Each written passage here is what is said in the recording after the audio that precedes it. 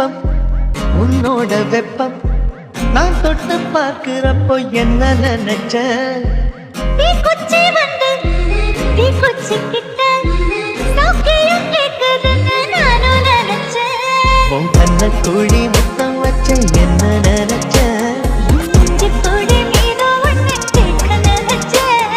என் பேராச நூறாச கேட்கையை அடித்த மல்லி நீ என்ன நினைச்சடி ஆறேழு கட்டிலுக்கும்